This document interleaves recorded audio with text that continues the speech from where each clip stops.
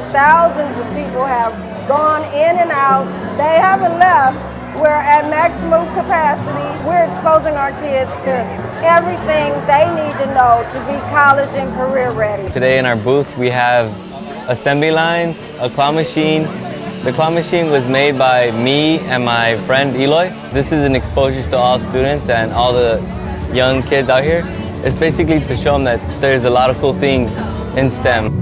We made our own flyer. It's like a flight simulator. The flight simulator is called Orbiter 2016. It's about flying in space. Many people helped in this.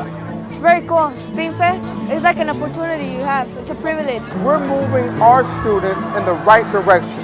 We're moving them in the direction where they're in a position to compete globally. This is Compton Unified School District, and we're enrolling the future today.